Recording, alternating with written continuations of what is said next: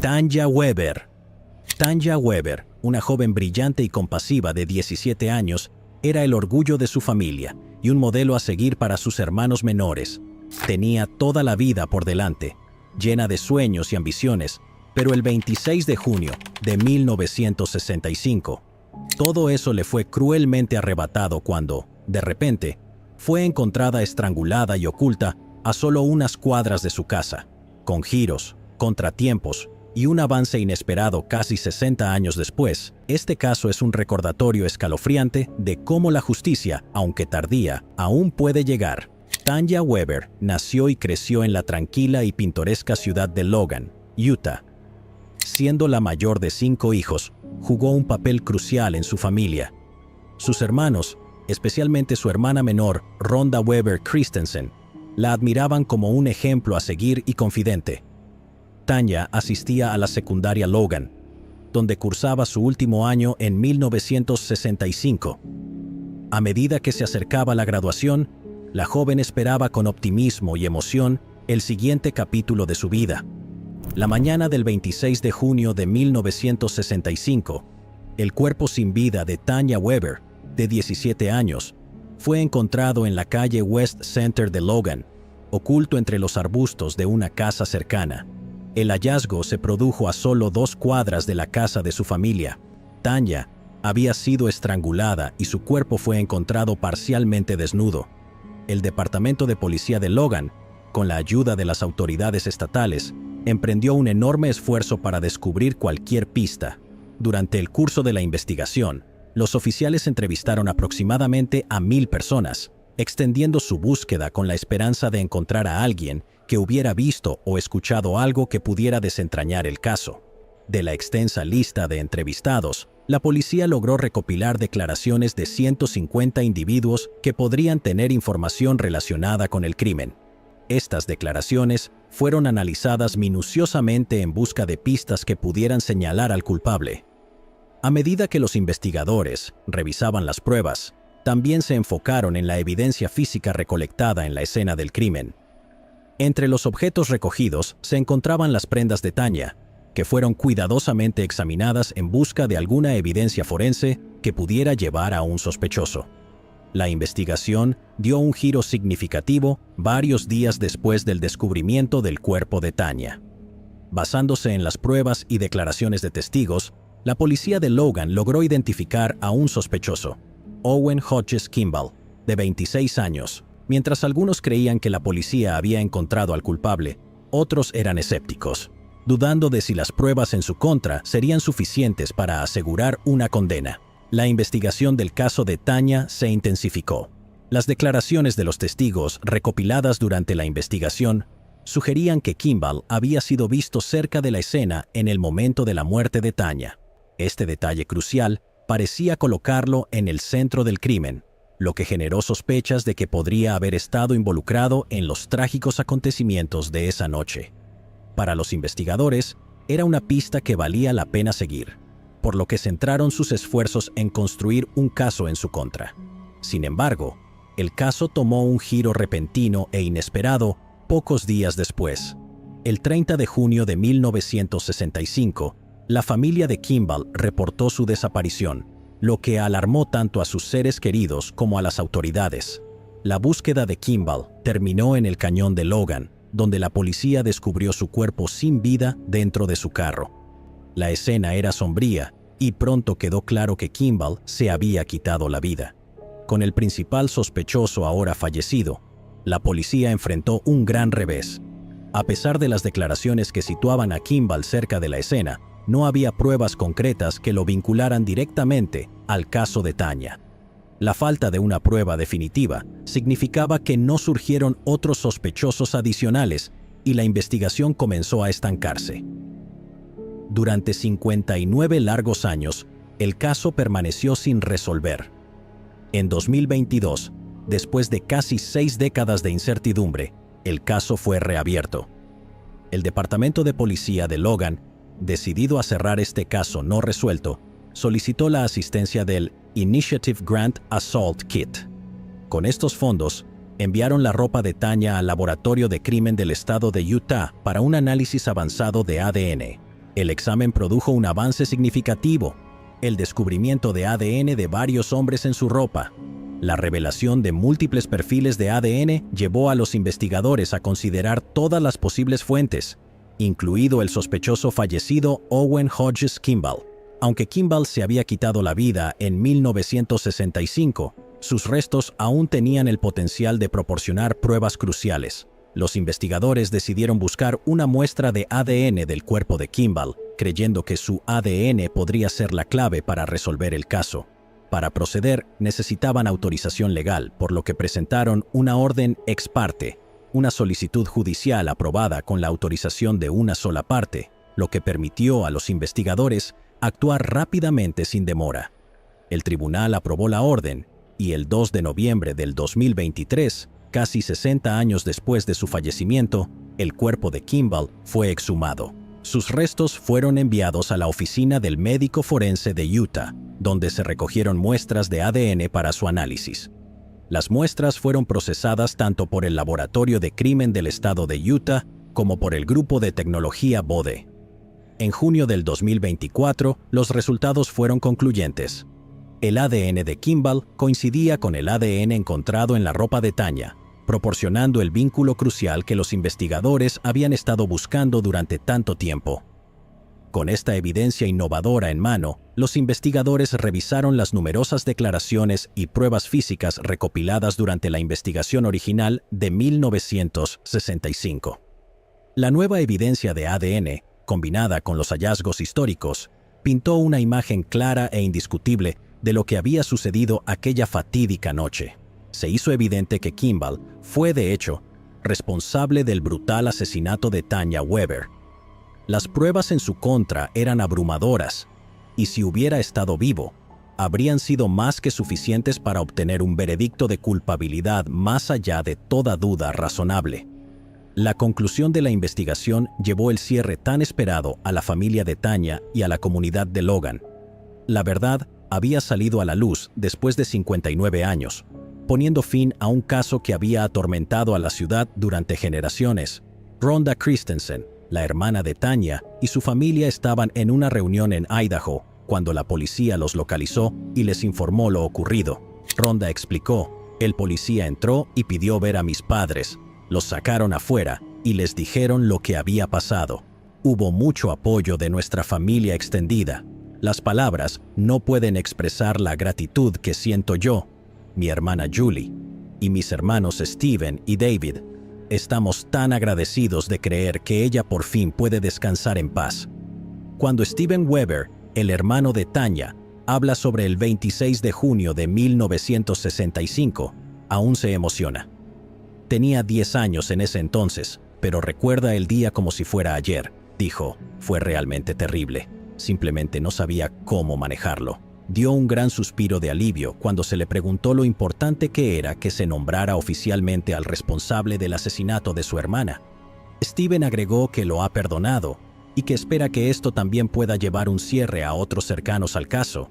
El teniente Lemuel Earl fue uno de los principales investigadores del caso todos esos años atrás. Lleva 24 años retirado, pero dijo que era un caso que nunca pudo sacar de su mente. Earl comentó que recibir esa llamada en el aniversario 59 de la muerte de Tanya fue una recompensa personal. No puedo decirte cuánta paz mental tengo. Requirió mucho trabajo duro y esfuerzo, no solo en esos días, sino también de los compañeros de hoy que se mantuvieron con él. Shaina L. Waller. Shaina L. Waller, una joven de 26 años del condado de Bell, Texas, era un faro de bondad, conocida por su espíritu generoso y el amor que irradiaba a todos los que conocía. Pero el 29 de enero del 2011, la luz que Shaina traía al mundo fue brutalmente apagada. La investigación que siguió estuvo llena de giros y vueltas, pero después de más de una década, un avance por fin trajo respuestas largamente esperadas. Shaina L. Waller era una hija amorosa, apreciada por su familia por su amabilidad inquebrantable y el profundo cuidado que mostraba hacia quienes la rodeaban. Sin embargo, bajo la superficie de la vida aparentemente perfecta de Shaina, había luchas y desafíos que mantenía ocultos de quienes la rodeaban. A pesar de su exterior alegre, enfrentaba batallas personales que pesaban mucho en su corazón. Las presiones de la vida comenzaron a acumularse, pero ella permaneció resiliente, decidida a superar cualquier obstáculo que se le presentara. Luego, el 29 de enero del 2011, todo cambió. Ese fatídico día, la vida que Shayna había construido con tanto esmero comenzó a desmoronarse. El cuerpo de Shayna L. Waller, de 26 años, fue encontrado abandonado en una zanja a lo largo de la carretera Quarry. El cuerpo sin vida de la joven estaba parcialmente envuelto en una sábana de color verde claro, empapada en sangre cerca de su cabeza. La escena espeluznante se volvió aún más perturbadora por la presencia de un solo guante de goma manchado de sangre que yacía cerca. Las autoridades inmediatamente iniciaron una investigación, decididas a descubrir la verdad detrás de la muerte de Shayna. El descubrimiento del guante de goma sugería que el perpetrador había tomado algunas medidas para evitar dejar pruebas incriminatorias. Aún así, había esperanza de que esta pista pudiera acercar a los investigadores a identificar al culpable. El 30 de junio del 2011, meses después de que se descubriera su cuerpo, se publicaron los resultados de su autopsia. El informe confirmó lo que los investigadores temían. La muerte de Shayna fue un asesinato brutal. Había sufrido múltiples heridas de arma blanca por todo su cuerpo, con lesiones especialmente feroces en el cuello y el abdomen. La violencia del ataque conmocionó incluso a los investigadores más experimentados, revelando la profundidad de la ira y malicia detrás del crimen. Cada nueva pieza de evidencia acercaba a los investigadores a la verdad, pero también profundizaba el misterio que rodeaba los últimos días de Shayna. A pesar de los incansables esfuerzos de la policía, el caso se enfrió, dejando a su familia y a la comunidad sin respuestas durante más de una década. En 2022, el departamento del sheriff del condado de Bell hizo un anuncio sorprendente. El caso de Shayna L. Waller había sido reabierto.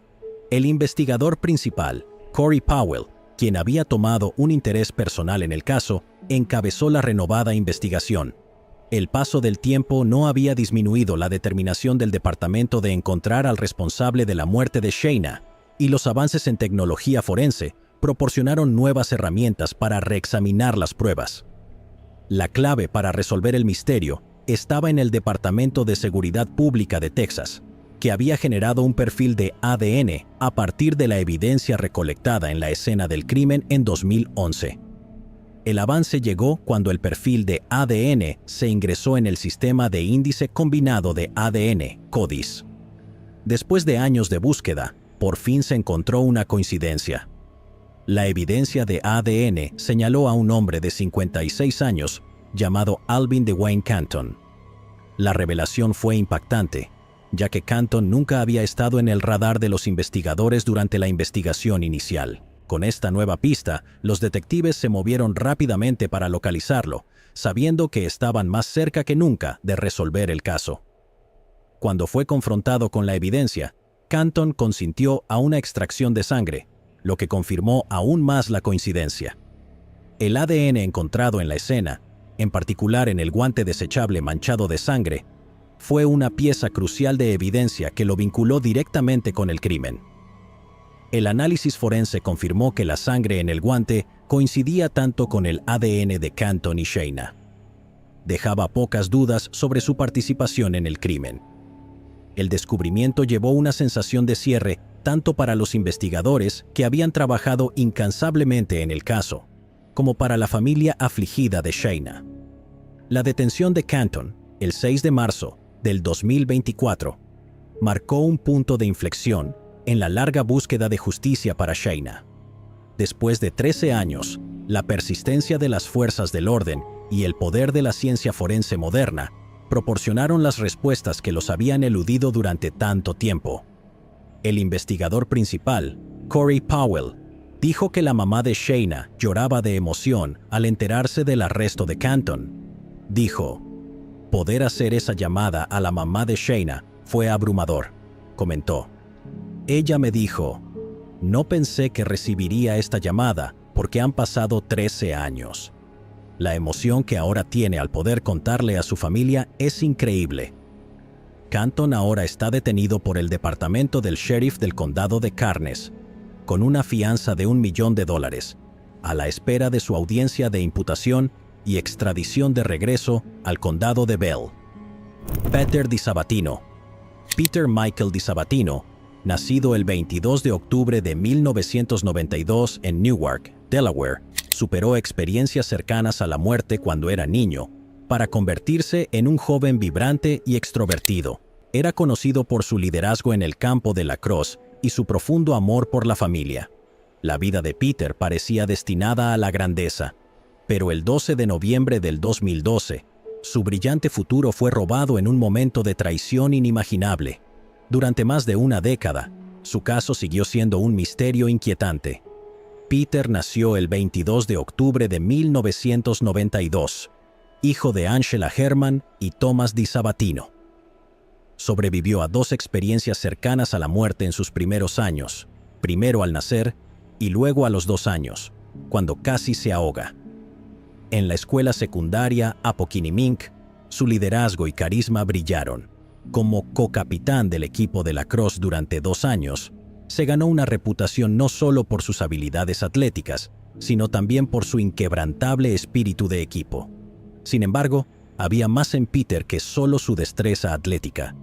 Era conocido por su naturaleza traviesa, con una chispa especial en su personalidad. Ya fuera en celebraciones festivas o en una simple barbacoa de fin de semana, Peter prosperaba en compañía de sus seres queridos. Pero el 12 de noviembre del 2012, la vida de Peter dio un giro oscuro e inesperado. Esa noche, Peter estaba en su apartamento disfrutando de la compañía de amigos. La velada parecía ser como cualquier otra, llena de risas y la comodidad de la amistad cercana. Pero, mientras avanzaba la noche, Peter recibió un mensaje de texto que lo cambiaría todo. El mensaje era de alguien que conocía, pidiéndole que saliera a encontrarse con ellos. Confiando en esa persona, Peter salió, sin saber que estaba caminando hacia una trampa. Lo que pensó que sería un encuentro amistoso, se convirtió en una emboscada que lo llevaría a su trágica muerte. Cuando Peter se acercó al lugar del encuentro, la situación rápidamente escaló en violencia. La paz de la noche fue rota por el sonido de disparos que resonaron en el aire. Sus amigos, aún dentro del apartamento, fueron sacudidos por el repentino y aterrador ruido. Corrieron afuera y encontraron a Peter tirado en el suelo, gravemente herido. Desesperados por salvar su vida, intentaron reanimarlo, realizando RCP y respiración boca a boca, mientras otros llamaban frenéticamente al 911. La escena era caótica, llena de miedo y con la desgarradora realización de que la vida de su amigo se desvanecía. Los servicios de emergencia respondieron rápidamente y la policía fue despachada a los apartamentos Studio Green en la cuadra 200 del callejón Thorne en Newark. Cuando los oficiales llegaron poco antes de las 9:30 de la noche, encontraron a Peter tirado en la acera, sufriendo múltiples heridas de bala. A pesar de los mejores esfuerzos de los oficiales y paramédicos que respondieron, la condición de Peter era crítica.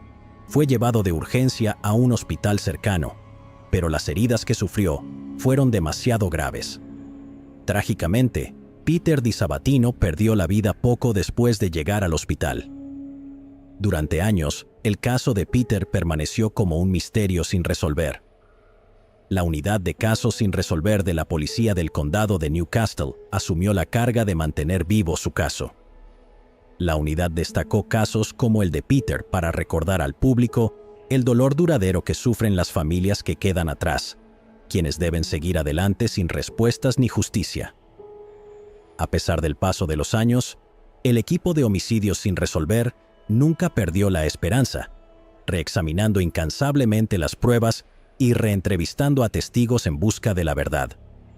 En una entrevista con la familia en 2020, su padre, Thomas DiSabatino, comentó: «Era un buen chico, estaba orgulloso de él, aún lo estoy y lo extraño mucho». Expresó frustración por el estado del caso en ese momento y dijo que se necesitaban más pruebas para llevar a los asesinos de su hijo ante la justicia. Han pasado casi 5 años y sabemos quiénes son, pero simplemente no hay suficiente evidencia para darles lo que merecen. Su hermana, Caroline, dijo. Era feliz de estar vivo. ¿Cómo pudo haberse ido mi hermanito? Su madre, Angela Herman, describió la pesadilla de tener que enterarse de la muerte de su hijo y luego contarle a sus hermanas que Peter había fallecido. Ella dijo, «Solo seguía pensando que, cuando llegara allí, alguien me llevaría adentro y me mostraría que estaba bien. No lo hicieron. Cuando llegué, me llevaron a otra habitación después de decirme. Después de que las niñas entraron, tuvimos que decírselo. Los oficiales nos dejaron verlo, pero como era un caso criminal, ni siquiera pude tocarlo. No pude abrazarlo una vez más. Ni siquiera pude sostener su mano». La persistencia de los investigadores por fin dio sus frutos en enero del 2024.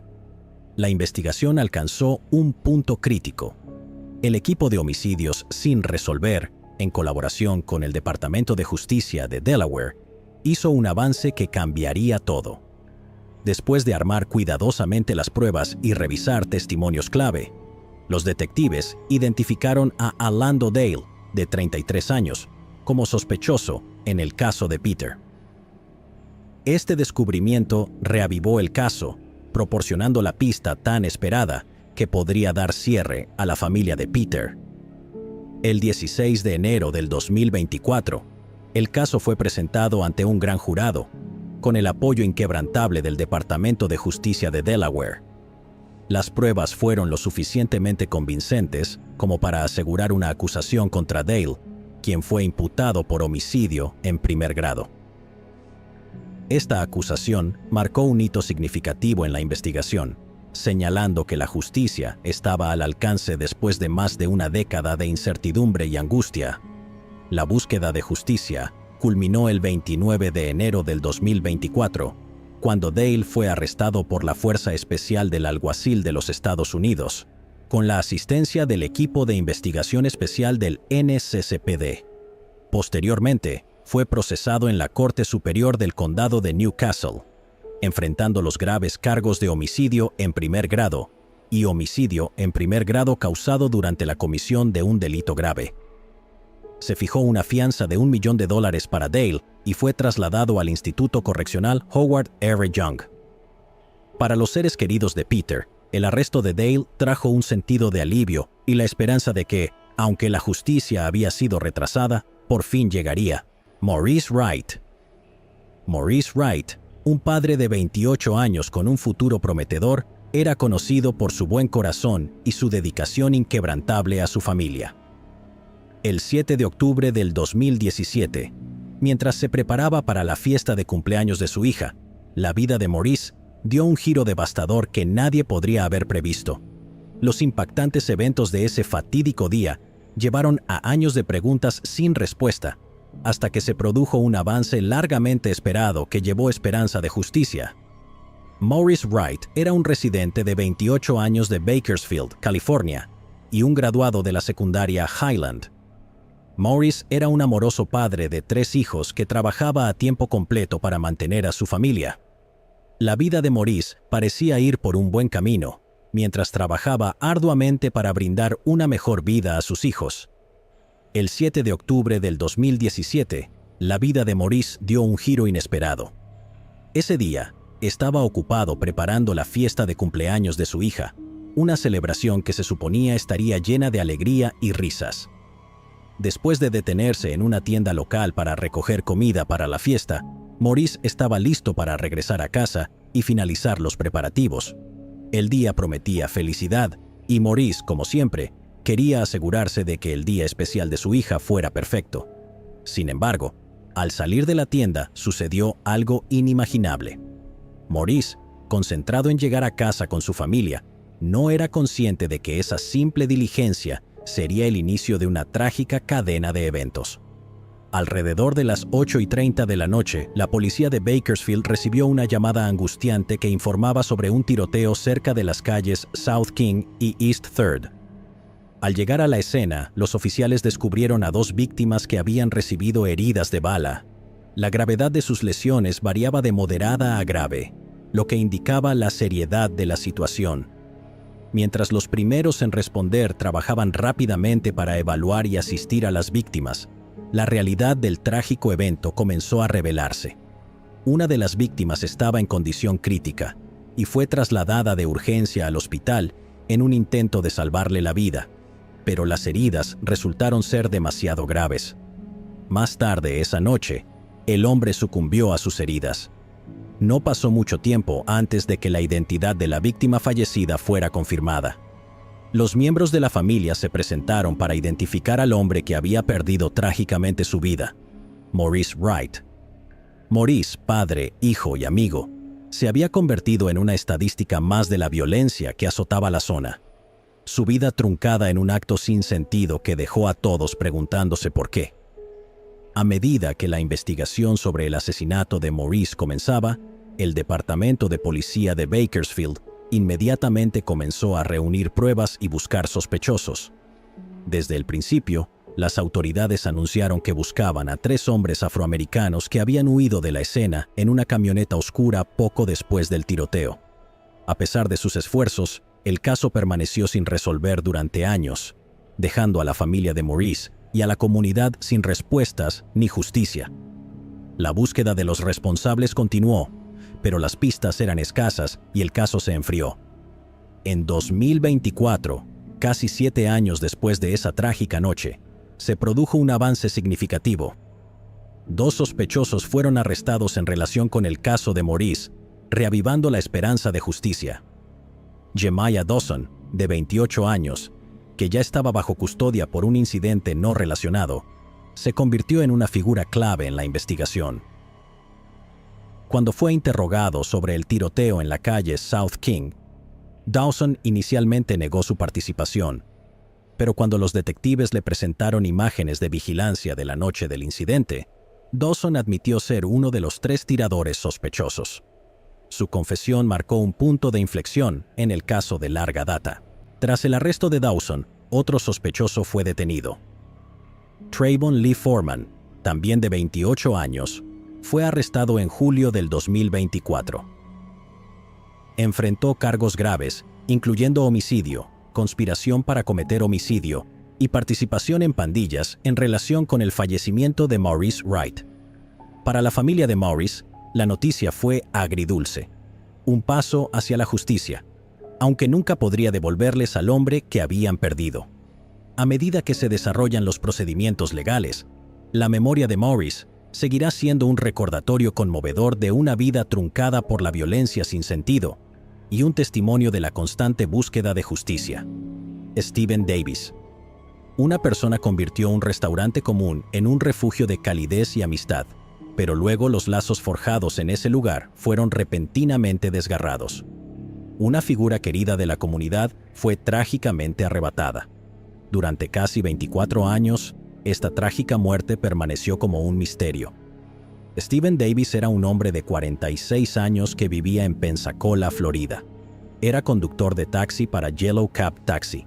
Su presencia habitual en el restaurante Waffle House local era tan confiable como el amanecer, y su actitud relajada lo convertía en un veterano para formar conexiones con los clientes y el personal.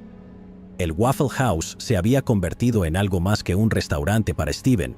Era un hogar lejos de casa, donde forjó lazos que iban más allá del tintineo de los cubiertos y el aroma del café recién hecho. El 26 de agosto de 1998, una nube ominosa se asentó sobre el una vez acogedor Waffle House cuando se corrió la noticia de los trágicos eventos que habían caído sobre Stephen Davis. En las tranquilas horas previas al amanecer, Stephen se vio envuelto en un encuentro aterrador que alteraría para siempre el curso de su vida.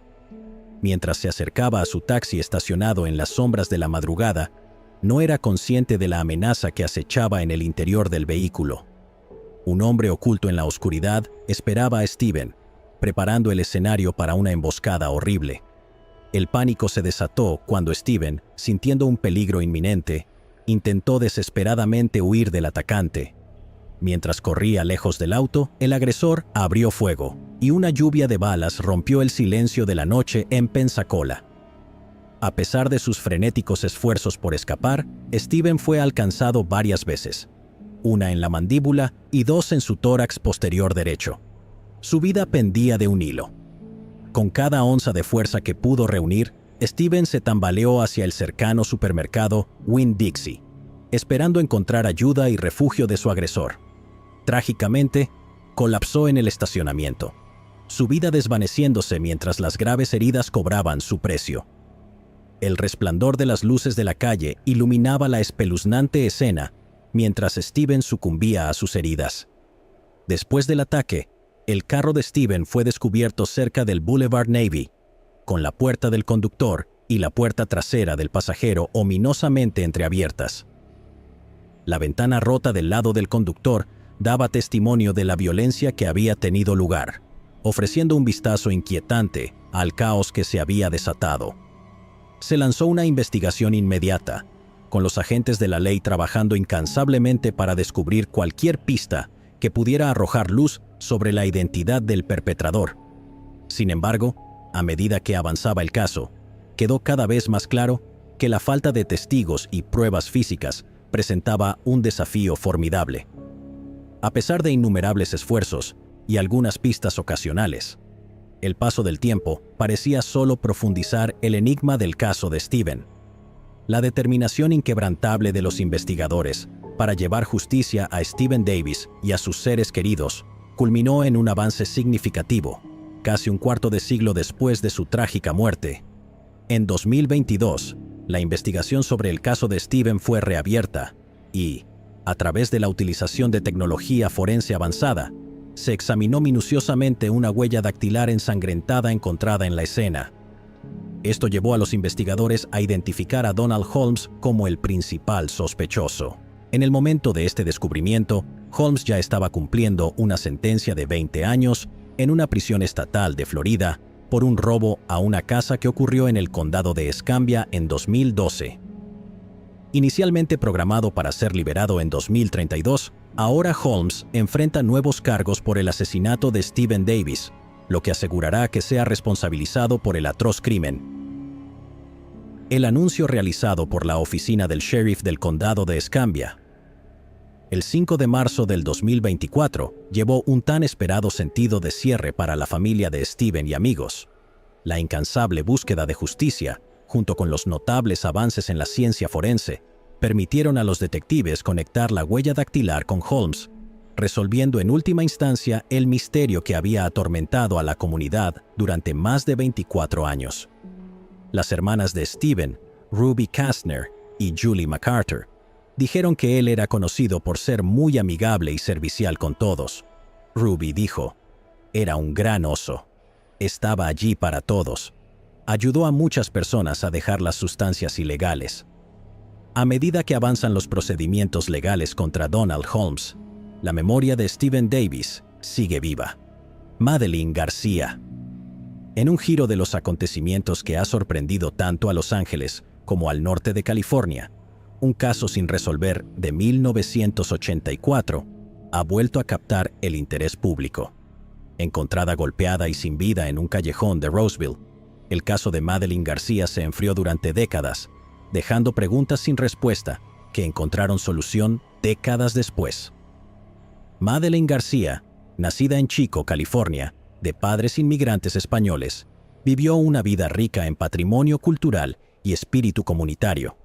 Creció en Rocklin y el este de Sacramento, California, y era querida por su calidez y generosidad. Después de casarse con Frank García, se estableció en el este de Sacramento, donde era conocida por su excepcional cocina, vibrantes jardines y artesanías creativas. A fines de la década de 1970, Madeleine se mudó a South Placer, continuando con su compromiso con la comunidad. Vivía una vida tranquila, pero a los 69 años esa vida sería trágicamente truncada. La mañana del 26 de septiembre de 1984, Madeleine García fue encontrada en un callejón en la cuadra 300 de la calle Atlantic. Madeleine, conocida por sus caminatas matutinas en su distintivo triciclo, había estado recolectando latas cuando fue atacada. Un testigo descubrió su cuerpo parcialmente oculto detrás del West House Hotel y Saloon. La escena era de una violencia indescriptible. Había sido golpeada con tal ferocidad que sus dentaduras fueron arrojadas fuera de la escena. La policía, al llegar al lugar, se enfrentó a un descubrimiento sombrío, ya que su cuerpo también mostraba signos de un asalto. Tras la trágica muerte de Madeleine, el Departamento de Policía de Roseville lanzó una exhaustiva investigación sobre su brutal asesinato. Los detectives peinaron el área, entrevistando a residentes y rastreando cualquier pista potencial. El detective James Fujitani y el técnico en evidencias Gary DeMille trabajaron diligentemente en la escena del crimen, pero el progreso fue lento. La investigación se desvió brevemente cuando surgió un doble homicidio, y aunque Fujitani logró condenas en esos casos, el caso de Madeleine siguió sin resolverse. Pasaron los años y, a medida que el caso se enfrió, nuevos detectives como Kurt Leatherman y Mary Green retomaron la investigación. Leatherman, en particular, hizo avances significativos al alinear las pruebas con los avances en tecnología forense y eliminar a numerosos sospechosos. Pero incluso con estos esfuerzos renovados, el caso de Madeleine seguía sin resolverse, y la esperanza de una resolución parecía cada vez más lejana. El avance llegó décadas después, con los avances en la tecnología de ADN y las técnicas investigativas. En 2024, los investigadores emplearon pruebas de ADN familiar. Esta técnica reveló una coincidencia que vinculaba a Richard Moore, un hombre con antecedentes de incendios cerca de la escena del crimen del caso sin resolver. Este nuevo desarrollo provocó un nuevo impulso para localizar a Moore, quien desde entonces se había trasladado a Los Ángeles. A medida que el caso fue reactivado, la tecnología y la perseverancia de los investigadores llevó al arresto de Moore el 27 de junio del 2024. Moore fue trasladado de regreso al condado de Placer, donde enfrentó cargos relacionados con el asesinato de Madeleine García, así como su secuestro y asalto. Los vecinos que vivían cerca de Moore en el tranquilo vecindario de Echo Park dijeron que estaban incrédulos ante las acusaciones, con muchos afirmando que el hombre parecía amigable y servicial. Un vecino comentó: «Ha sido un shock enterarme de que algo tan loco está ocurriendo con alguien de quien vivimos cerca. Siempre fue bastante amigable. Una vez pasé en bicicleta y me preguntó si necesitaba inflar mis llantas». La primera comparecencia de Moore en la corte, el 8 de julio del 2024, marcó el inicio del proceso judicial. Moore, quien se declaró no culpable, le fue asignado un defensor público a medida que el caso avanzaba en el sistema legal. Su audiencia de arraigo estableció el escenario para un juicio que pondría a prueba la solidez de las pruebas y la efectividad de los nuevos métodos forenses utilizados para resolver el caso. Mientras los procedimientos legales continúan, la familia de Madeleine y la comunidad de Roseville esperan una resolución. Terry Middlegoff, la nieta mayor de Madeleine, dijo que el arresto de Moore fue agridulce. «Es un momento agridulce. Solo puedo esperar que mis nietos me recuerden de la misma manera que yo la recuerdo a ella». El arresto no solo llevó nueva atención al caso de Madeleine, sino que también proporcionó un atisbo de cierre tras décadas de dolor e incertidumbre. Dennis Leroy Wood. Dennis Leroy Wood, un hombre de 71 años conocido por su naturaleza gentil y amor por la soledad, vivía tranquilamente en Moore Park, California. Sus días transcurrían en tranquilidad, con una rutina simple que le brindaba comodidad en sus últimos años. Pero el 16 de abril del 2004, el mundo de Denise se derrumbó de una manera que nadie podría haber predicho. Lo que comenzó como un día aparentemente ordinario, pronto se convertiría en un evento de pesadilla. Los agentes de la oficina del sheriff del condado de Ventura fueron enviados a su casa en la cuadra 12500 de la calle Mountain Trail como parte de un control de bienestar rutinario, impulsado por la preocupación de los vecinos que no habían visto ni escuchado de Dennis en varios días. Los agentes se acercaron a la casa, sin saber que estaban a punto de descubrir una escena sombría. Al llegar a la propiedad, un silencio inquietante rodeaba la casa. El hogar, una vez acogedor y pacífico, parecía extrañamente silencioso, sin señales de vida. Tras no recibir respuesta a sus llamados, los agentes decidieron entrar a la residencia. Lo que encontraron dentro fue mucho más aterrador de lo que anticipaban. El cuerpo sin vida de Denise yacía en la casa. El anciano, que siempre se mantenía reservado, fue encontrado fallecido a causa de al menos una herida de bala. El descubrimiento marcó el inicio de una compleja investigación. La oficina del sheriff del condado de Ventura rápidamente clasificó la muerte de Denise como un homicidio. ¿Quién podría haber cometido un acto tan atroz contra alguien tan inofensivo como Denise? No había señales inmediatas de entrada forzada y nada parecía haber sido robado de la casa, lo que profundizaba el misterio en torno a su muerte. ¿Fue esto un acto de violencia al azar o había algo más siniestro en juego? La investigación reveló detalles perturbadores sobre los últimos momentos de su vida. Se determinó que había perdido la vida debido a múltiples heridas de bala, con lesiones tanto en la cabeza y el pecho.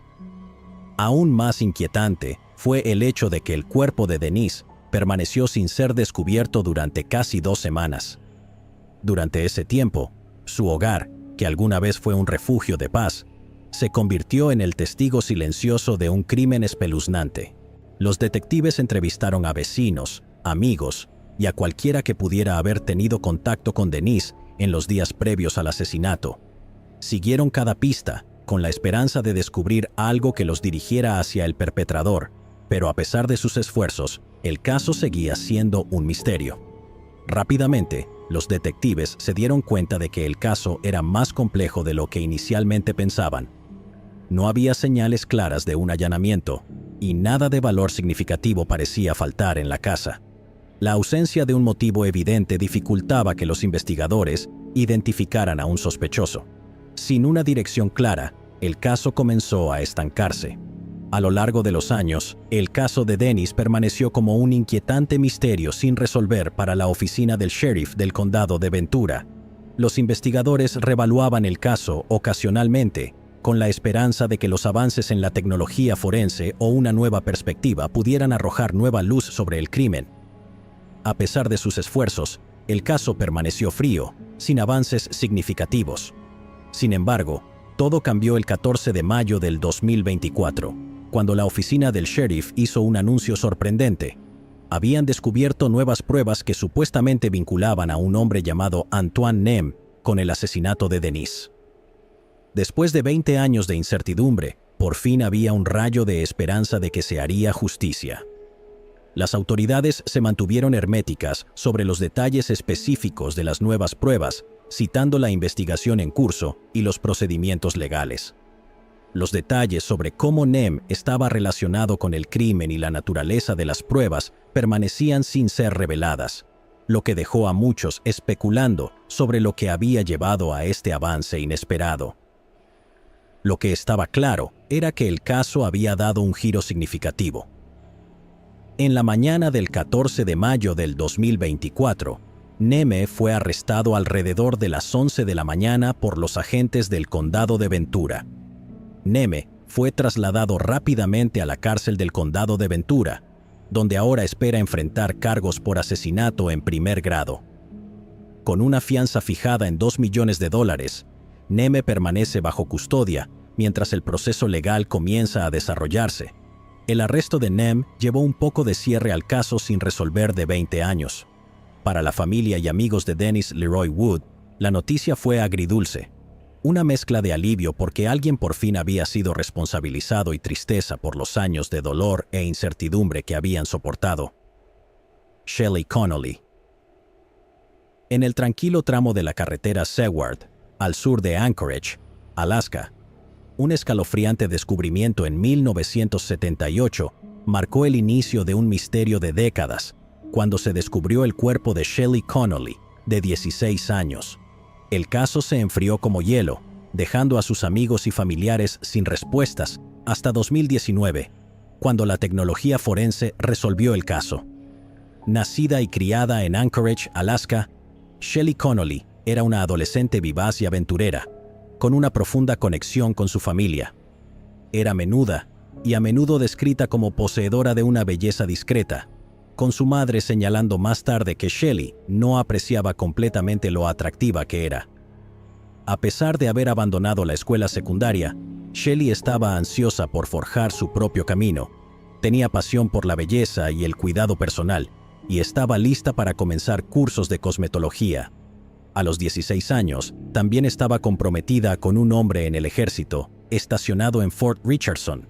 El 7 de enero de 1978 comenzó como cualquier otro día en Anchorage, Alaska. La ciudad estaba envuelta en una densa niebla, y luego se grabaría en la memoria de aquellos que conocieron a Shelley, siendo un día que su madre, Judy Connolly, reviviría innumerables veces a lo largo de los años. Esa noche, Shelley tenía planes de salir.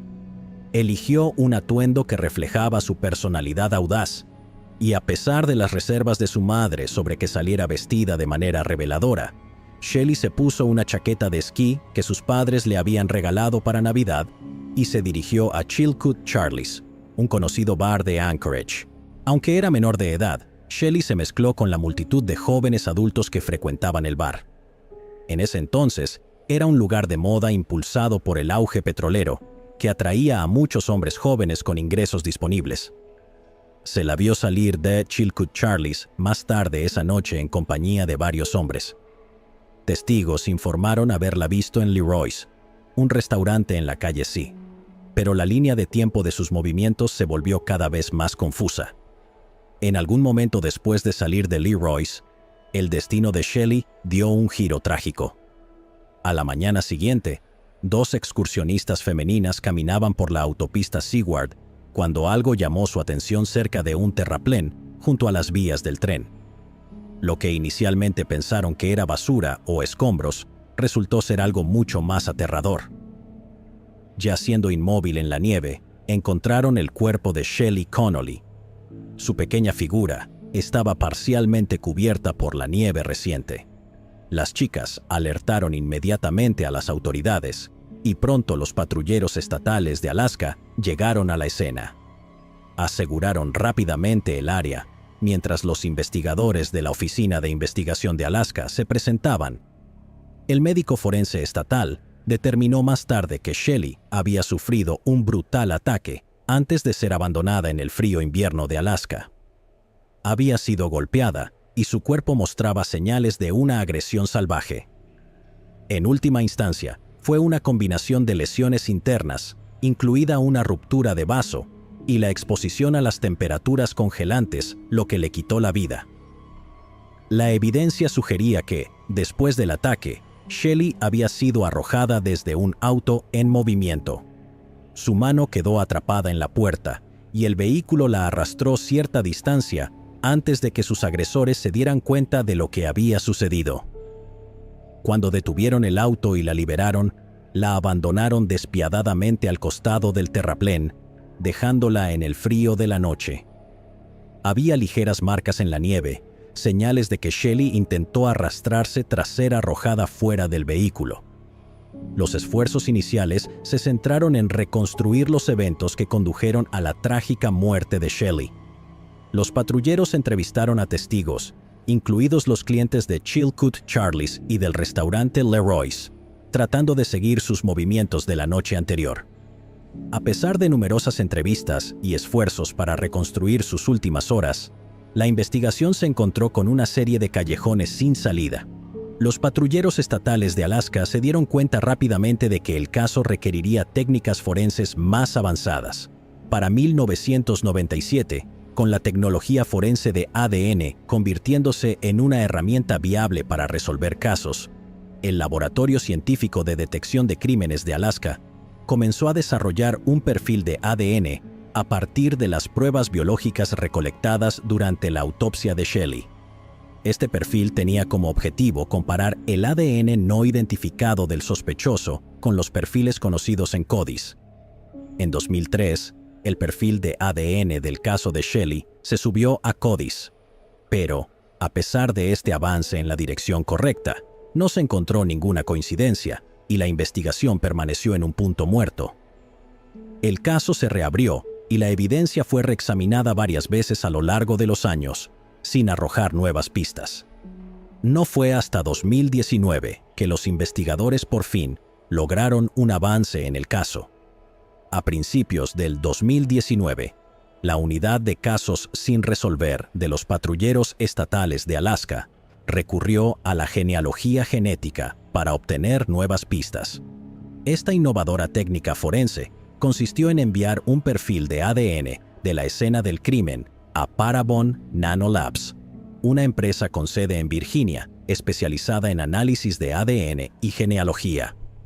Parabon Nanolabs comparó el perfil de ADN del caso de Shelley con perfiles en bases de datos genealógicas públicas, como HeadMatch. Identificaron a un hombre llamado Donald F. McQuaid como una persona de interés, basado en conexiones genéticas con el perfil de ADN. Los resultados indicaron que McQuaid, quien tenía 21 años en el momento del asesinato de Shelley, era un probable sospechoso. Tras esta identificación, los patrulleros estatales de Alaska llevaron a cabo una exhaustiva investigación para confirmar el vínculo. Obtuvieron una muestra de ADN de McQuaid para poder compararla con la evidencia recolectada de la autopsia de Shelley. El resultado fue concluyente. Las muestras de ADN recolectadas de 2 lugares en el cuerpo de Shelley coincidieron con el perfil de ADN de McQuaid. Este avance llevó al arresto de McQuaid en septiembre del 2019. Fue un momento decisivo en el caso, llevando esperanza renovada a la familia de Shelley Connolly y a la comunidad. La madre de Shelley, Judy, expresó que sintió muchas emociones cuando le dijeron que por fin habían encontrado al asesino de su hija. Dijo: "Felicidad porque lo encontraron, pero también tristeza por los 41 años que habían pasado, por lo que esto fue totalmente inesperado". La evidencia contra McQuaid era convincente. La coincidencia del ADN lo vinculaba firmemente con la escena del crimen, y la investigación adicional verificó que había estado en Alaska en 1978, alineándose con la línea de tiempo del crimen. Los procedimientos legales que siguieron fueron intensos. McQuaid enfrentó cargos de asesinato en primer y segundo grado. El caso fue procesado por los fiscales adjuntos Erin McCarthy y Paige Smothers, quienes trabajaron diligentemente para presentar un caso sólido ante el tribunal. La fiscalía enfatizó la gravedad del crimen y el profundo impacto en la familia de Shelley, buscando una sentencia que reflejara tanto la gravedad del delito como la avanzada edad de McQuaid. El 26 de abril del 2024, el juez del Tribunal Superior, Andrew Peterson, sentenció a McQuaid a 50 años de prisión por el asesinato de Shelley Connolly. En sus comentarios durante la sentencia, el juez Peterson subrayó la seriedad del crimen y la justicia tan esperada para Shelley y su familia. Señaló que McQuaid había vivido una vida plena y visto crecer a sus hijos, mientras que la familia de Shelley había sido privada de esos años con ella. La sentencia fue un momento emocional para la familia Connolly, que había esperado más de 4 décadas por esta resolución. Expresaron una mezcla de alivio y tristeza, sabiendo que, aunque se había hecho justicia, nunca podría compensar completamente la pérdida de Shelley. Su madre, Judy, dijo: "Cualquiera que sea la nueva tecnología, estoy tan contenta de que haya llegado y haya resuelto este crimen, y espero que pueda resolver otros crímenes no resueltos en el futuro". Ruby 2. En 1986, Ruby 2 fue encontrada estrangulada en el área este de Spokane, Washington, dejando a los investigadores con un caso que parecía destinado a permanecer sin resolver. A lo largo de los años, las similitudes entre su caso y una serie de otros asesinatos no resueltos llevaron a numerosas pistas falsas y callejones sin salida. Parecía que la justicia para Ruby nunca llegaría, hasta que un avance en un crimen no relacionado llevó inesperadamente nueva evidencia, reavivando la búsqueda de su asesino. Ruby J. Doss era una mujer de 27 años que vivía en Spokane, Washington, en 1986. Originalmente de Detroit, Ruby se había mudado a Spokane en busca de nuevas oportunidades y un nuevo comienzo. Antes del crimen que le quitaría la vida, Ruby había estado lidiando con varias dificultades personales, incluidas dificultades económicas. Para llegar a fin de mes, trabajaba como escort, una decisión que la colocaba en mayor riesgo en un mundo ya plagado de peligros. A pesar de estas dificultades, Ruby mantenía la esperanza y la resiliencia, tratando de construir un futuro mejor para ella y sus hijos. trágicamente, esos sueños nunca se cumplirían. En la lluviosa noche del 30 de enero de 1986, la vida de Ruby J. Doss llegó a un trágico final. Fue vista por última vez en el área este de Spokane, un vecindario conocido por sus altos niveles de actividad criminal y población transitoria. A medida que avanzaba la noche, el clima se volvió más frío y húmedo, lo que añadió al desolador panorama de esa noche. Las últimas horas de Ruby siguen siendo inciertas, pero se sabe que fue encontrada en un campo cerca de la intersección de Fisk y Ferry, un área tanto aislada como mal iluminada. El descubrimiento lo hizo un transeúnte que se topó con su cuerpo. Ruby había sido estrangulada, y la brutalidad del crimen era evidente por la evidencia dejada en la escena. Su cuerpo fue hallado en un estado que indicaba una lucha violenta. La policía llegó al lugar y encontró el cuerpo de Ruby con claros signos de trauma. La investigación se centró rápidamente en los detalles que rodeaban su asesinato, incluyendo la identificación de testigos potenciales y la recolección de pruebas en la escena del crimen. La evidencia incluía huellas dactilares y ADN, aunque la tecnología forense de la época era limitada. Las entrevistas iniciales con posibles testigos y aquellos que conocían a Ruby no aportaron pistas sustanciales, dejando a los investigadores buscando respuestas. A medida que avanzaba la investigación, los detectives notaron inquietantes similitudes entre el caso de Ruby y una serie de otros asesinatos no resueltos en el área de Spokane. Durante un lapso de varios meses, en 1986, varias mujeres, incluidas Mary Ann Turner y Dorothy E. Burdett, fueron encontradas estranguladas bajo circunstancias que sugerían un posible patrón. Mary Ann, una prostituta convicta, fue encontrada estrangulada junto a un garaje en South Ivory a principios de noviembre. Dorothy, una mujer de 62 años sin antecedentes criminales conocidos, fue descubierta en Highbridge Park el día de Navidad. Las notables similitudes en el método utilizado para acabar con sus vidas, particularmente el uso de la estrangulación, llevaron a los investigadores a considerar si un único perpetrador podría ser responsable de todos estos casos. A pesar de estas conexiones, la investigación sobre el caso de Ruby enfrentó obstáculos significativos. Las condiciones de esa noche, sumadas a la escasa evidencia y la falta de testigos inmediatos, dificultaron la investigación. La evidencia forense recolectada era limitada, y la tecnología de la época no permitía un análisis exhaustivo de ADN ni proporcionaba vínculos definitivos entre los casos. La policía exploró varias teorías, incluida la posibilidad de un asesino en serie operando en la región, pero no pudieron encontrar pruebas concluyentes para unir los casos. La falta de avances significativos y la ausencia de nuevas pistas hicieron que el caso de Ruby se enfriara.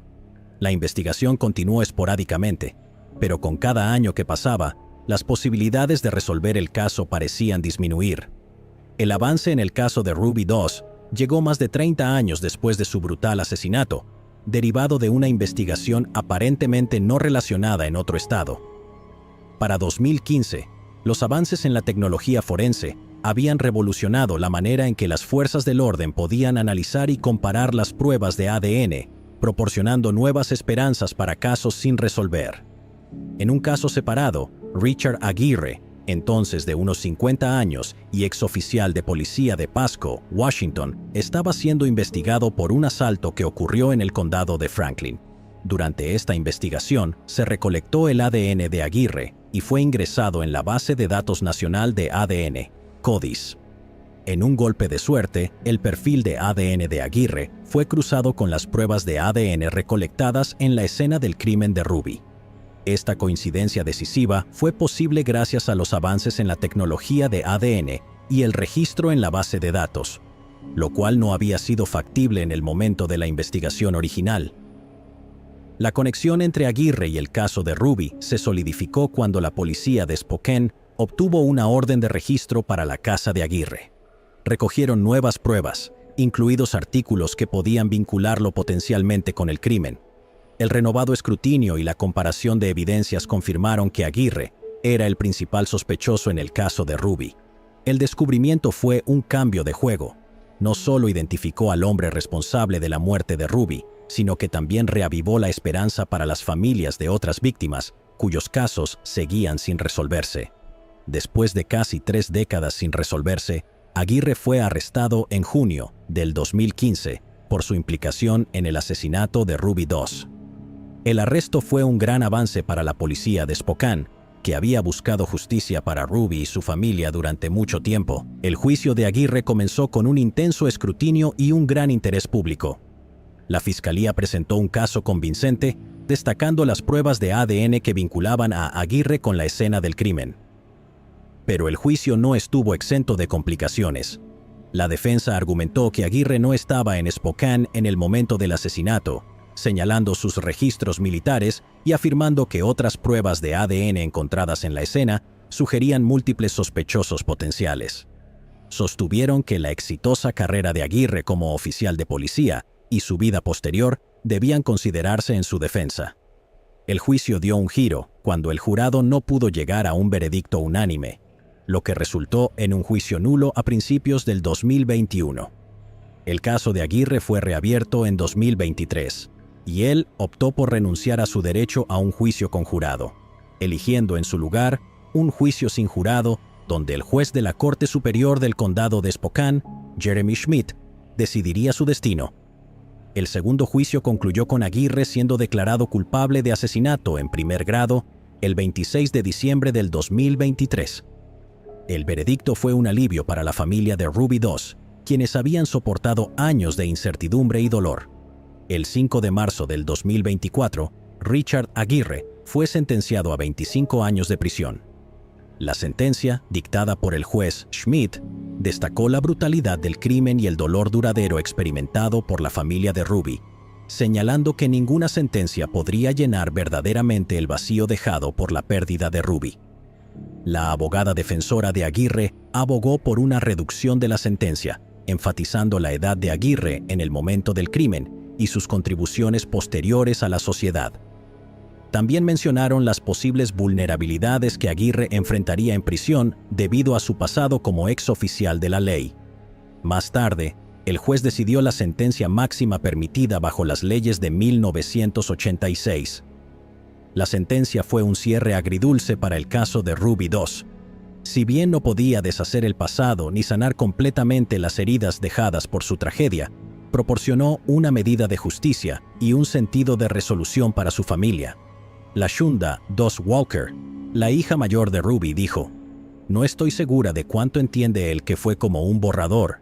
Cambió la trayectoria de mi vida y de la vida de mis hermanas de una manera tan grande". La Toya Doss, otra de las hijas de Ruby, dijo: "Esto no es solo una pérdida para mí, es una pérdida generacional para mi futura familia". Roberto Caraballo. En la tranquila ciudad de Charlotte, Michigan, la trágica muerte de Roberto Caraballo permaneció como un misterio durante más de una década, hasta que sus restos carbonizados fueron descubiertos en 2015.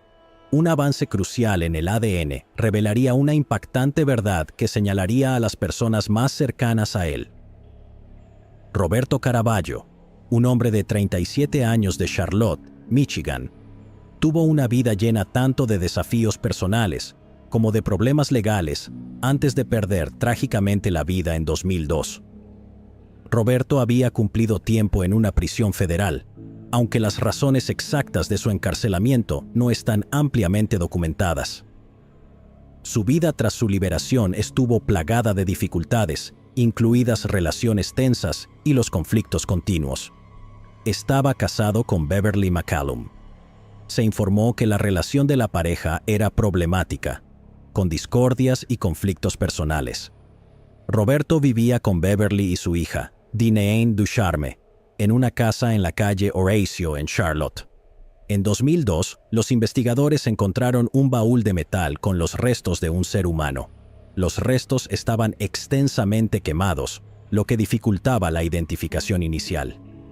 A pesar de la evidencia del brutal asesinato, que incluía la presencia de un martillo, pedazos de un bate de béisbol de madera, restos de una bolsa plástica y una cuerda, las autoridades luchaban por reconstruir toda la historia.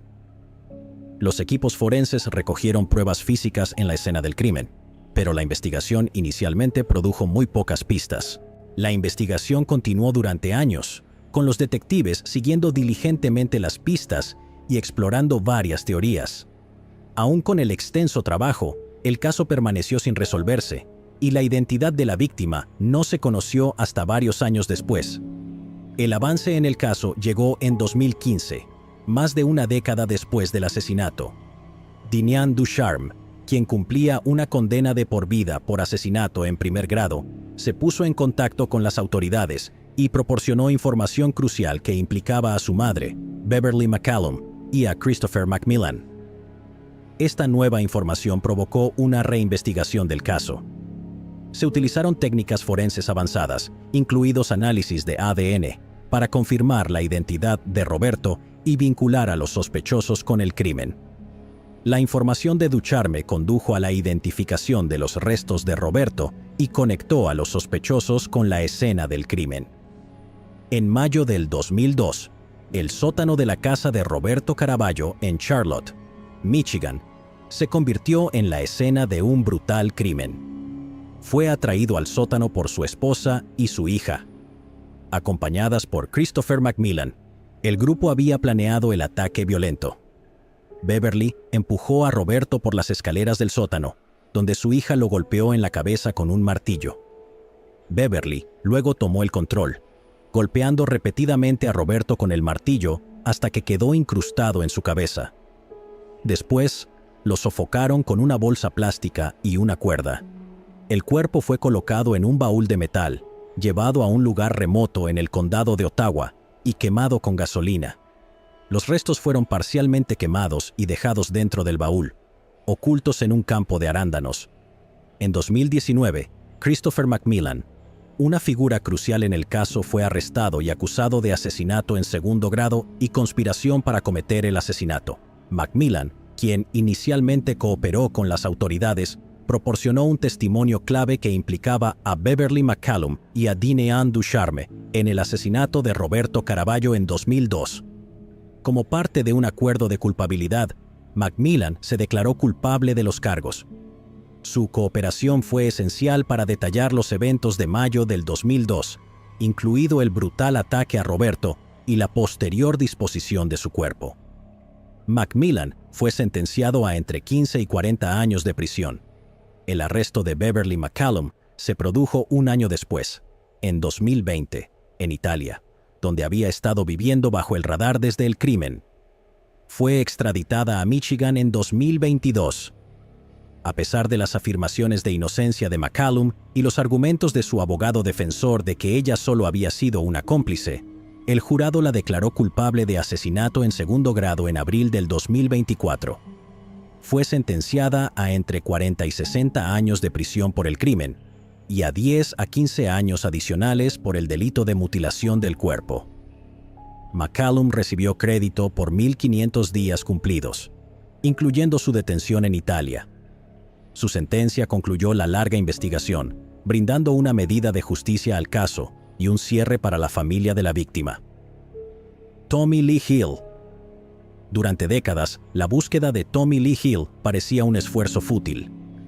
Convicto de crímenes atroces que abarcaban 3 estados y desaparecido de la custodia federal debido a un error administrativo, Hill se mantuvo esquivo hasta que un solo aviso de un sobreviviente decidido lo cambió todo.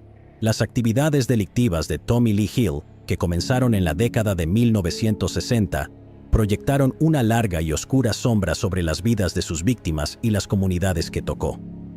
Cometió algunos de los crímenes más atroces imaginables al asaltar a niños y fue condenado por una serie de delitos en Michigan e Indiana. Sus crímenes incluso incluyeron agredir a sus jóvenes hijastras, así como asalto con intención de hacer daño, robo, uso de armas de fuego y falsificación. Uno de los crímenes que cometió fue contra su hijastra de 12 años, Irma Shaw. Fue enviado desde la cárcel de Terre Haute, Indiana, a Grand Rapids para ser sentenciado por el crimen. Durante su sentencia, le dijo a las autoridades que tenía sed. Entró al baño de mujeres y escapó por una ventana a un auto de escape. En 1979, Hill fue condenado por crímenes graves en Grand Rapids, Michigan, pero su sentencia legal nunca se cumplió. El mismo día en que iba a ser sentenciado, Hill logró una audaz fuga de la custodia debido a un error administrativo. Posteriormente, continuó cometiendo aún más crímenes en Pensilvania. Durante años, Hill permaneció como fugitivo, adoptando nuevas identidades y ubicaciones para evadir su captura. Se ofreció una recompensa de $7,000 por información a través de un sitio de avisos anónimos, pero pasaron los años sin pistas y el caso se enfrió. En el corazón del caso estaba Irma Shaw, una figura clave en la búsqueda de justicia. Irma había sido víctima de los crímenes de Hill y estaba impulsada por un profundo sentido de trauma no resuelto y un compromiso inquebrantable para ver a Hill rendir cuentas. Su búsqueda no solo se trataba de buscar justicia para ella misma, sino también de abogar por otros afectados por las acciones de Hill. La búsqueda de Irma Shaw de Hill dio un giro en 2017 cuando llegó una pista anónima. Una mujer llamó diciendo que recordaba haber visto a Hill con su auto descompuesto al lado de la carretera en Pittsburgh en la década de 1970. Este aviso reavivó la investigación con el oficial a cargo, Joe Garrett, del equipo de fugitivos de los Marshall de Estados Unidos, reexaminando el caso.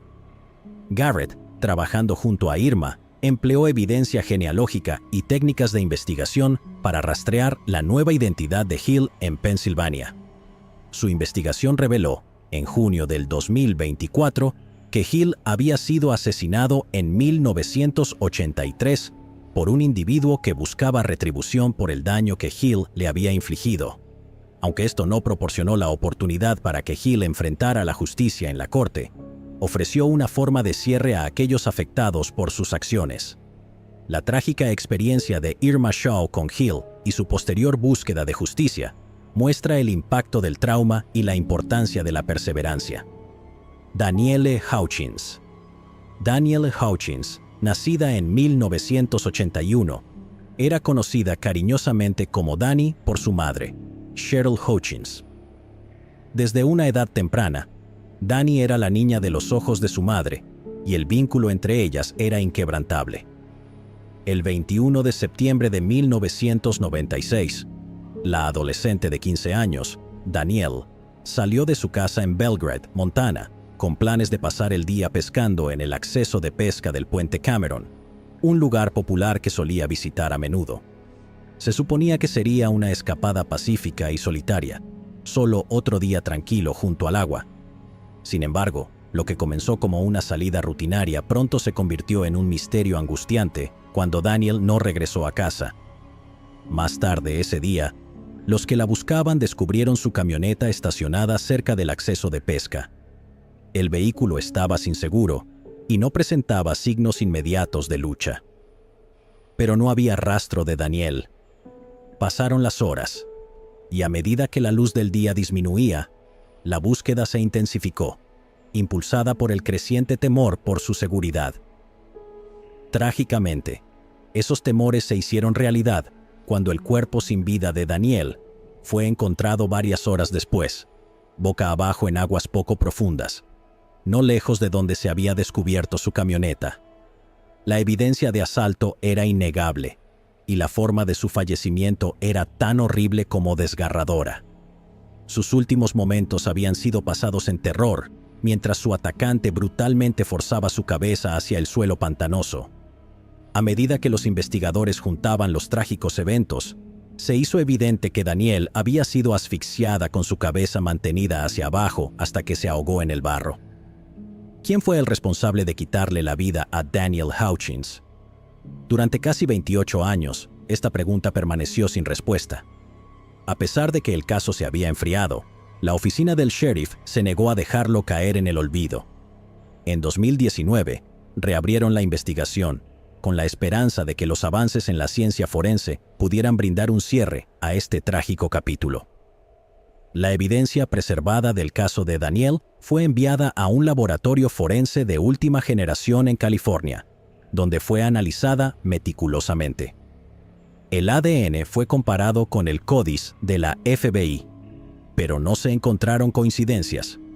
Aunque este fue un resultado desalentador, los investigadores se mantuvieron firmes en su búsqueda de justicia. se movieron hacia una nueva y prometedora herramienta: la genealogía genética. Con una orden judicial, accedieron a las extensas bases de datos de ADN, con la esperanza de encontrar una coincidencia que el CODIS no pudo proporcionar. Este audaz movimiento dio sus frutos cuando se encontró una coincidencia de ADN que llevó a los investigadores a Paul Hutchinson, un hombre de 55 años que vivía en Dillon, Montana. En julio del 2024, los investigadores se acercaron a Hutchinson en su hogar, confrontándolo con preguntas sobre el caso de Daniel. La interacción fue tensa, y el comportamiento nervioso y errático de Hutchinson despertó sospechas. Su actitud sugería que estaba ocultando algo mucho más siniestro de lo que cualquiera podría haber imaginado. Justo horas después de la entrevista, el 9 de agosto del 2024, Hutchinson se quitó la vida, poniendo fin abruptamente a la posibilidad de una confesión completa. A pesar de su prematura muerte, el caso no se cerró. Poco después, los analistas forenses confirmaron que la evidencia de ADN del caso de Daniel era una coincidencia innegable con Hutchinson. Por fin había llegado el tan esperado avance, pero llegó con una mezcla de alivio y tristeza. Su familia, inconsciente de su pasado, quedó devastada por la revelación. Hutchinson estaba casado y trabajó para la Oficina de Administración de Tierras durante 22 años. Tenía 2 hijos, una hija de alrededor de 20 años y un hijo más pequeño. Era estudiante de posgrado en la Universidad Estatal de Montana y solo había estado en la zona por un corto periodo de tiempo al momento en que le quitó la vida a Danny. Si bien la confirmación de su culpabilidad llevó un sentido de resolución a la familia de Danny, también subrayó el profundo impacto de un crimen que había permanecido sin resolver durante tantos años. La hermana menor de Danny, Stephanie Mollett, dijo: «Aunque este hombre no enfrentará a un jurado de sus pares, no tengo duda de que él fue quien asaltó a mi hermana de manera violenta y forzada. Cuando llegó el momento de enfrentar y rendir cuentas por su violencia, en lugar de eso, eligió quitarse la vida. Sabía de su culpabilidad y no pudo enfrentar a mi familia, ni a la suya, y al dolor que causó. Después de casi 28 años sin respuestas, sin justicia, hoy celebramos». Stephanie dice que 28 años es demasiado tiempo y que tuvo que luchar demasiado para encontrar justicia para su hermana de 15 años. También mencionó: «La historia de Daniel debería molestarlos, debería hacerlos pensar en sus madres, sus hermanas, sus esposas y tus hijas. Debería hacerte pensar en todo lo que harías para proteger y honrar a las mujeres que aman». La esposa de Paul Hutchinson, Chrissy, ha emitido la siguiente declaración: «Estamos absolutamente desconsolados al conocer esta noticia y nuestros corazones están con la familia Hutchins. Es bueno saber que, al fin, podrán encontrar el cierre que merecen. Nuestra propia familia ya estaba lidiando con el hecho de que Paul se quitó la vida. En 24 años de matrimonio, nunca hubo ningún indicio de que algo así pudiera estar acechando en el fondo. Paul fue un esposo y padre excepcional. Esta última noticia complica aún más nuestro duelo. Apreciaríamos que se nos diera el espacio para procesar y aceptar este desarrollo mientras lloramos. La investigación sobre el caso de Danny está cerrada. Sin embargo, las fuerzas del orden aún están investigando la vida de Paul Hutchinson y posibles conexiones con otros casos sin resolver». Melissa Patton. Melissa Patton nació el 9 de septiembre de 1977, hija de Carl y Norma Patton. Creciendo justo afuera de Atlanta, Georgia, compartía un vínculo cercano con su hermana mayor, Tina. La personalidad de Melissa era contagiosa. Sus seres queridos a menudo la describían como alegre, amable y confiada. Después de la secundaria, se casó con su novio de mucho tiempo, Christopher Wolfen Barger, y la pareja se mudó a otra parte de Atlanta. Su unión fue bendecida con 2 hijos, un hijo llamado Joey y una hija llamada Chrissy. Melissa prosperó como una esposa y madre devota, abrazando su papel con alegría y dedicación. El último contacto conocido que Melissa tuvo con sus padres ocurrió el Día de Acción de Gracias de 1998, durante una llamada telefónica desde la casa de los abuelos de Christopher. Ella discutió planes para Navidad, dejando a su familia con la impresión de que todo estaba normal. Sin embargo, cuando Melissa no apareció para las festividades y más tarde se perdió el cumpleaños de su madre en febrero de 1999, la preocupación de sus padres se convirtió en alarma. Norma decidió tomar el asunto en sus propias manos y viajó a la casa de Melissa, solo para recibir noticias perturbadoras de los vecinos. Los Wolfenbarger se habían mudado misteriosamente poco después de Navidad, sin rastros su paradero. Christopher, el esposo de Melissa, nunca presentó un informe de persona desaparecida para ella, ni informó a su familia sobre su ausencia repentina. Su silencio era ensordecedor, especialmente considerando su historial documentado de violencia doméstica contra Melissa. El hecho de que no se comunicara con la familia de ella avivó aún más sus miedos y sospechas. Para Norma, las acciones o la falta de acciones de Christopher plantearon preguntas inquietantes sobre lo que realmente le había sucedido a su hija. El 29 de abril de 1999, se hizo un descubrimiento espeluznante en un área boscosa a lo largo de la avenida Avon, cerca de la avenida Hartford. Dentro de una bolsa de basura descartada en un contenedor estaba la cabeza cercenada y decolorada de una mujer. Justo un mes después, el 3 de junio, se encontraron más restos desmembrados que pertenecían a la misma mujer. Estos restos, cuidadosamente empaquetados en bolsas de basura negras y desechados en otro contenedor, carecían del torso. Los investigadores notaron que el desmembramiento parecía haber sido realizado con una sierra, lo que sugiere una disposición metódica y brutal del cuerpo. Las ubicaciones donde se encontraron los restos despertaron un interés particular entre los investigadores. Estaban alarmantemente cerca de una empresa de vidrio donde Christopher Wolfenbarger, el esposo de Melissa, había estado empleado a fines de la década de 1990. Esta conexión era más que una coincidencia. Christopher había sido despedido de esta empresa después de ser sospechoso de robar una sierra recíproca, una herramienta que fácilmente podría haber sido utilizada en el desmembramiento del cuerpo. La proximidad de los sitios de desecho a su antiguo lugar de trabajo y su historial de robos añadieron una capa inquietante a la investigación. A medida que las autoridades profundizaban, las piezas comenzaron a encajar de manera perturbadora. El cuidadoso desmembramiento y la decoloración de la cabeza apuntaban a un perpetrador que tenía tanto las herramientas como el conocimiento para llevar a cabo un acto tan atroz. Aunque la identificación de los restos aún no había sido confirmada, la proximidad al antiguo lugar de trabajo de Christopher y la naturaleza del crimen crearon una oscura nube de sospecha sobre él. En 2003, surgió un avance significativo en el inquietante caso de la desaparición de Melissa Patton, cuando las autoridades identificaron con éxito los restos desmembrados como los de ella a través de pruebas avanzadas de ADN. Esta identificación crucial se basó en una muestra de ADN de su padre, Carl Patton, quien había sido arrestado en ese momento por una serie de delitos no relacionados. El descubrimiento no solo proporcionó un sombrío cierre para la familia de Melissa, sino que también reveló un siniestro aspecto del pasado de Carl que había permanecido oculto durante mucho tiempo. Entre 1973 y 1977, Carl fue responsable del asesinato de 5 individuos en Georgia, 3 de los cuales formaban parte de los infames asesinatos del río Flint. Estos casos habían desconcertado a las fuerzas del orden durante años, permaneciendo como un misterio sin resolver, hasta que la evidencia de ADN vinculó a Carl con ellos. A medida que la investigación se profundizaba, Carl se declaró culpable de 4 de estos casos en marzo de 2003 y del 5º en mayo del mismo año.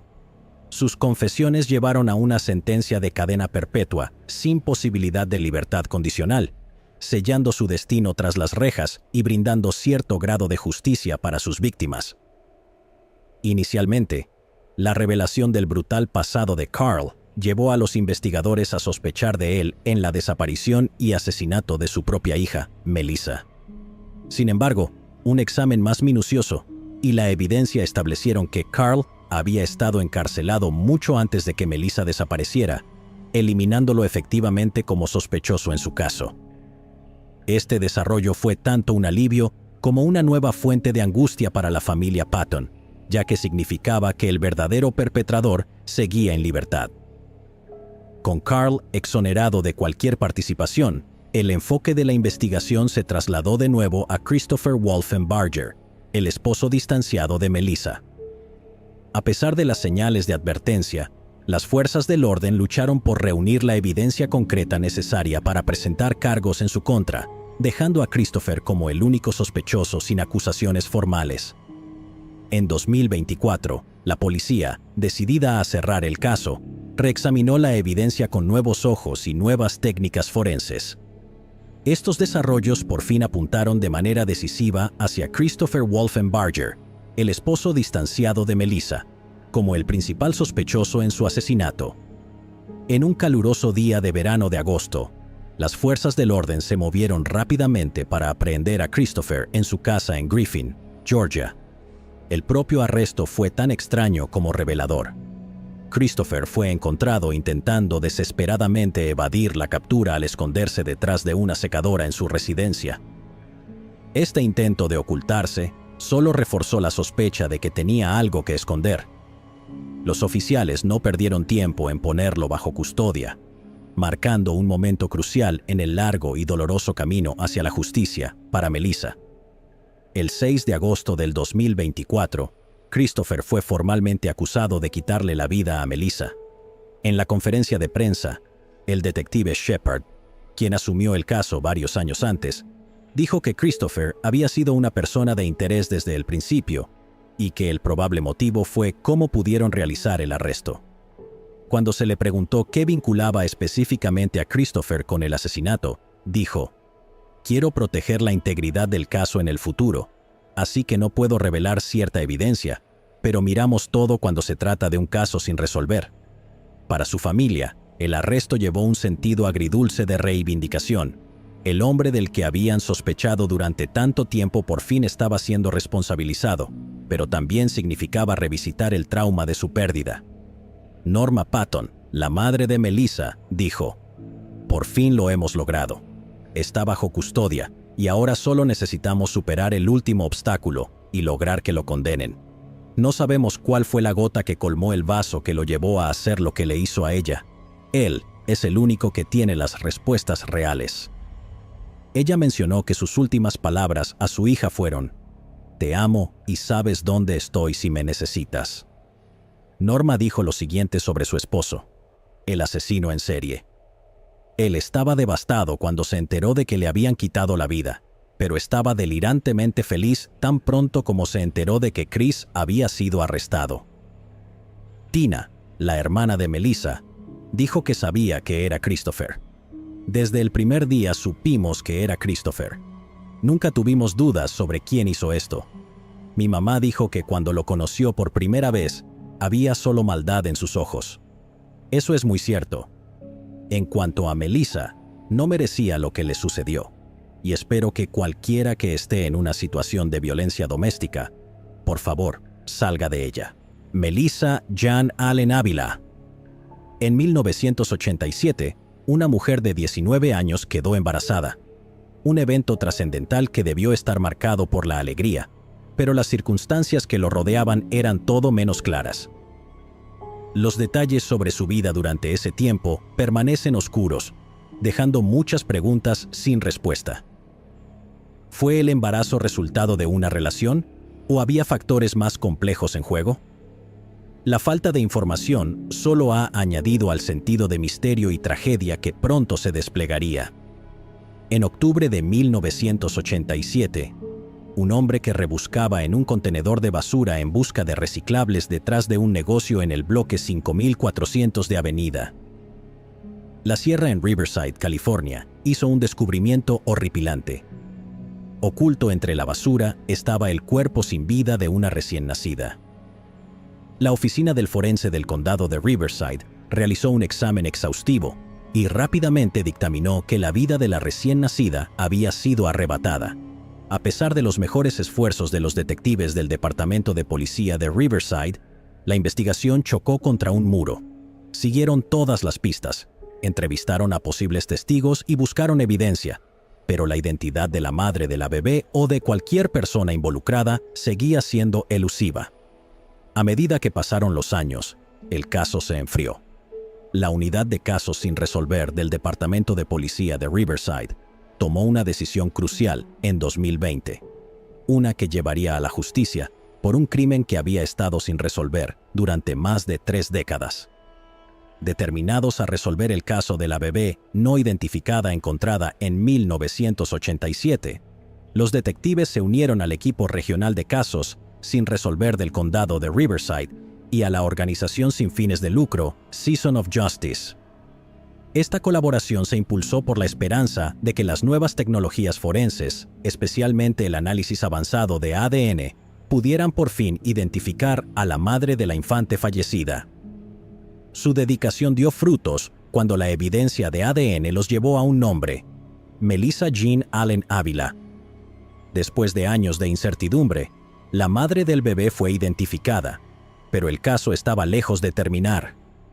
Las autoridades necesitaban localizar a Ávila, quien se había mudado al otro lado del país. El 7 de agosto del 2024, la larga búsqueda llegó a su fin cuando Ávila, ahora residente de 55 años en Shelby, Carolina del Norte, fue aprehendida. Su arresto fue el resultado de esfuerzos coordinados entre los alguaciles de Estados Unidos y la Fuerza Especial Regional de Fugitivos Regional del Pacífico Suroeste y la Fuerza Especial de Fugitivos Regional de los Alguaciles de Estados Unidos de Carolina. Tras su arresto, Ávila fue extraditada de vuelta al condado de Riverside, California, el lugar donde se habían desarrollado los trágicos eventos de 1987. Ahora enfrentaba cargos por quitarle la vida a su recién nacida. Ávila, ahora enfrentando el peso de una justicia largamente retrasada, fue ingresada en el Centro Correccional Larry D. Smith, un marcado contraste con los años de libertad que había vivido a pesar de la oscura sombra de su pasado. Con una fianza fijada en $1.100.000, la gravedad de los cargos en su contra era inconfundiblemente clara. El tribunal pronto escuchará la evidencia que vincula a Ávila con el asesinato de su hija recién nacida, con el análisis de ADN jugando un papel crucial en el caso de la fiscalía. Wayne Pratt. Wayne Pratt, un hombre de 24 años, trabajaba como operador de una gasolinera en la estación de gasolina Enco, ubicada a lo largo de la carretera Autopista Nacional 41 en Winnebago, Wisconsin, aproximadamente a 96 kilómetros al suroeste de Green Bay. Conocido por su naturaleza bondadosa, Wayne era muy querido por quienes lo rodeaban, especialmente por su esposa Marie Pratt, a quien era un esposo devoto y cariñoso. La noche del 12 de junio de 1963 marcaría un trágico e imprevisto giro en su vida. Esa fatídica noche, el ritmo ordinario de la existencia de Wayne fue destrozado, desencadenando una cadena de eventos que dejaría a su familia y a la comunidad en estado de shock.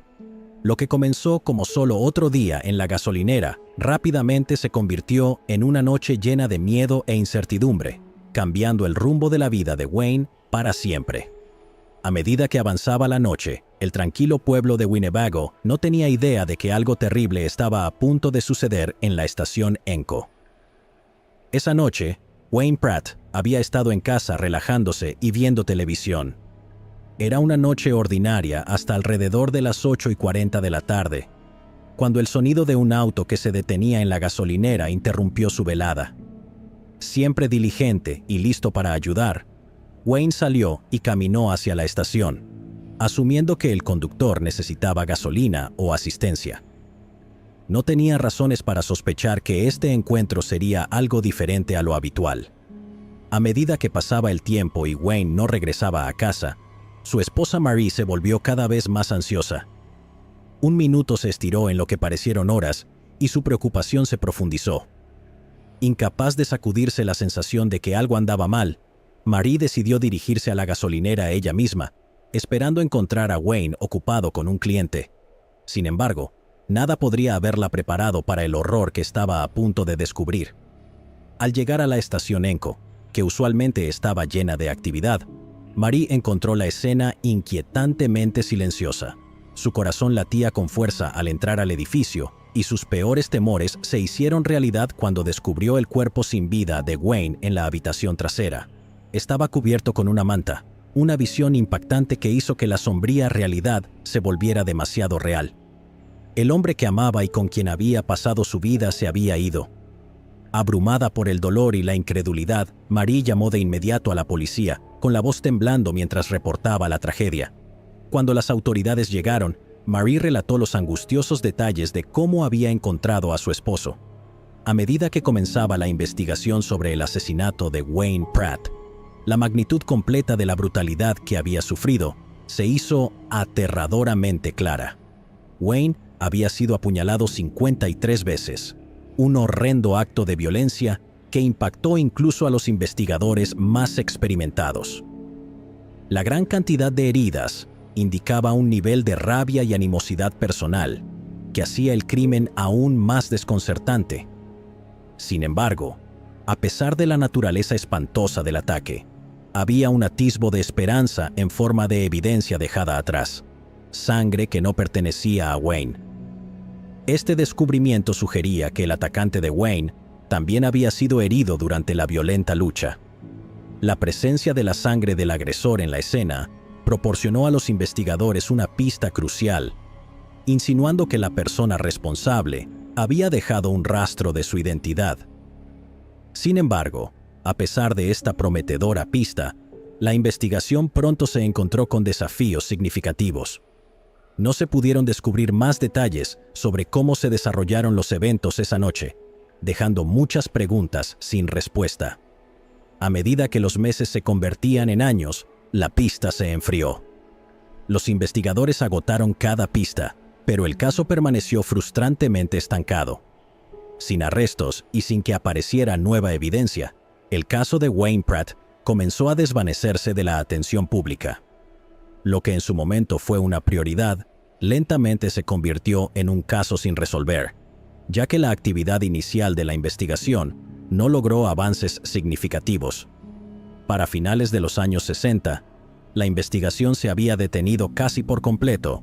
Con recursos limitados y sin nuevas pistas, las fuerzas del orden no tuvieron más opción que reducir sus esfuerzos. En 2011, casi 5 décadas después de que Wayne perdiera la vida brutalmente, se reabrió el caso. Los investigadores buscaron aprovechar los avances en la ciencia forense para encontrar nuevas pistas.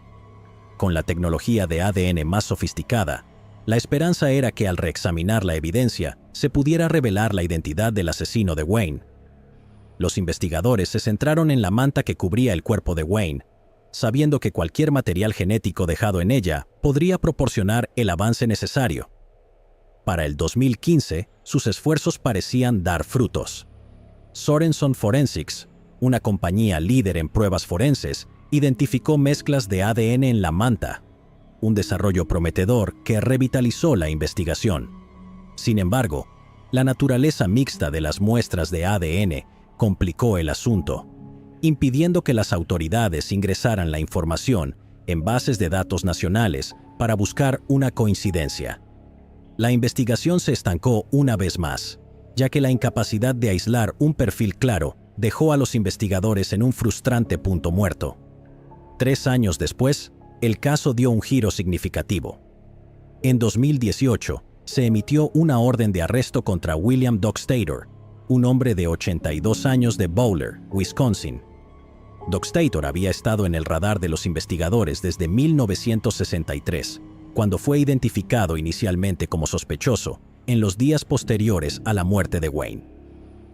Las pistas sobre su posible implicación resurgieron en 1968 y nuevamente en 2002, manteniéndolo en la periferia de la investigación durante décadas.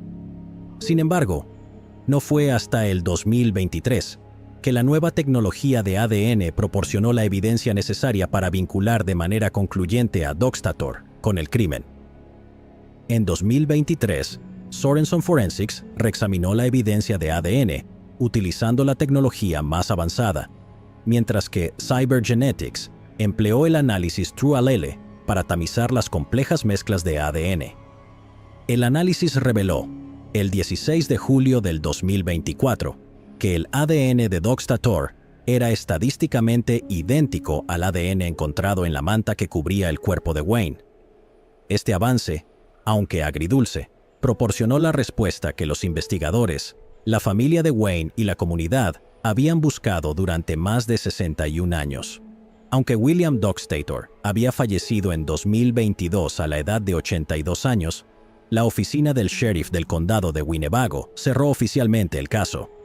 La oficina del fiscal del distrito del condado de Winnebago revisó la evidencia y confirmó que, de haber estado vivo Doxtator, habrían tenido pruebas suficientes para acusarlo del homicidio. La resolución del caso llevó una forma de cierre a un misterio de décadas, mientras que el recuerdo de la trágica muerte de Wayne Pratt continúa resonando en aquellos que vivieron el suceso. Llegados aquí, ¿acaso no has visto este otro crimen? Yo no me lo perdería,